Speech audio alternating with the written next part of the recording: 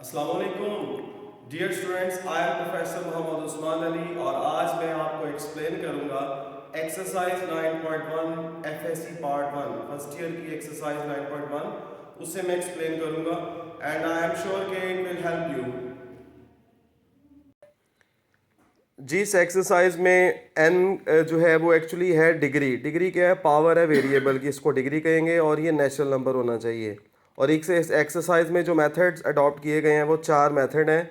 Division, reminder method, theorem है, synthetic division है, या फिर इंपॉर्टेंट क्वेश्चन आ जाते हैं जिसमें अननोन को फाइंड आउट करना है। क्वेश्चन 1 है find quotient and remainder. Remainder निकालना है और कोशेंट निकालना है। और इसके लिए जो पहली पॉलिनोमियल है वो ये इसकी पावर चूँकि 2 है, ये सेकंड डिग्री पॉलिनोमियल है, इसको आपने अंदर रखना है और जो डिवाइड के बाद वाली होगी इसको आपने बाहर लिख देना है। फिर यहाँ पे 3x² है पहला नंबर, इसकी पहली टर्म 3x² है और इसकी पहली टर्म x। अब आप इसको इस पे डिवाइड करेंगे 3x² को x पे, तो बाकी जो रहेगा वो 3x रहेगा, तो आपने इसके ऊपर लिख देना है 3x। अब आपने इन दोनों नंबर्स को बारी बारी 3x के साथ मल्टीप्लाई किया। x को 3x के साथ करेंगे 3x आएगा और 1 को 3x के साथ करेंगे तो माइनस का 3x आएगा। अब आपने इनको सब्ट्रैक्ट करना होता है। जब आप इनको सब्ट्रैक्ट करेंगे तो 3x² माइनस 3x² करेंगे कैंसिल और इसका साइन चेंज हो चुका होगा। 3x में से x निकाल देंगे, बाकी रह जाएगा 2x प्लस 2 रह जाएगा। अभी भी आपको इसकी जो पहली टर्म है वो 2x है और इसकी पहली टर्म x है। अब आपको इसको इस पे डिवाइड करेंगे तो 2 रह जाएगा, यहाँ पे 2 आ गया। अब आपने इन दोनों वैल्यूज़ को इस 2 के साथ मल्टीप्लाई करना है। x को 2 के साथ करेंगे 2x आएगा, माइनस 2 को 1 से करेंगे -2 आएगा। साइन चेंज करने से ये कटेंगे और ये बनेगा 4। तो इस तरह से जो ऊपर वाला जो रिज़ल्ट है वो कहलाएगा कोशेंट और जो नीचे वाला रिज़ल्ट जो बाकी रह गया ना उसको बोलेंगे रिमाइंडर। तो क्वेश्चन 1 के तकरीब सारे पार्ट्स इसी मेथड से किए जाएंगे। अब ये क्वेश्चन 1 के बाद जो क्वेश्चन 2 है उसकी तरफ चलते हैं। अब बारी आ गई क्वेश्चन नंबर 2 की।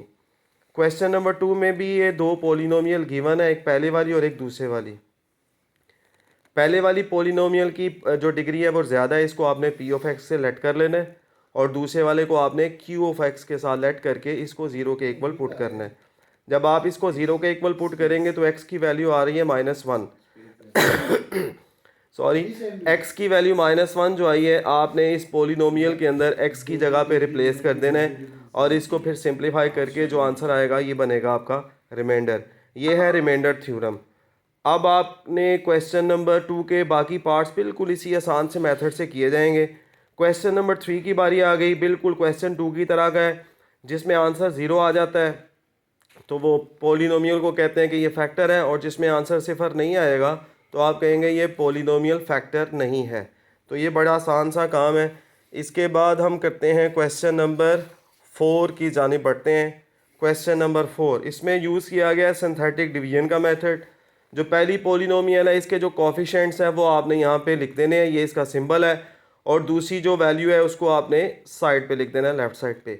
ये पहला नंबर वैसे ही नीचे ड्रॉप कर देना है, इनको क्रॉस मल्टीप्लाई करना है 2 आएगा, फिर इनको ऐड किया तो 2 आ गया, फिर इनको क्रॉस मल्टीप्लाई करना है 4 आएगा, इनको ऐड करने से -3, और फिर इसको क्रॉस मल्टीप्लाई करेंगे -6 और ऐड करने से आंसर आएगा 0। अब ये जो पहले 3 नंबर हैं इनको आपने कंबाइन करके एक इक्वेशन बना लेनी है इक्वल टू 0। पहला नंबर चूँकि x² के साथ लगेगा, दूसरा नंबर x के साथ और तीसरा नंबर सिंपल, तो इज़ इक्वल टू 0। इसको फैक्टराइज करके हमने x की दो वैल्यूज़ और हासिल कर ली। एक आ गई -3 और एक आएगी 1। तो इसको कम्प्लीटली फैक्टराइज कर लिया गया है क्योंकि इसकी पावर 3 थी तो 3 डिग्री थी। 3x के 3 रिजल्ट आउटपुट होने चाहिए थे, गिवन था, और 2 हमने फाइंड कर लिए। इसका क्वेश्चन नंबर बाकी पार्ट्स इसी तरीके से किए जाएंगे। इस एक्सरसाइज में question number 6 very very important है, इसकी तरफ चलते हैं।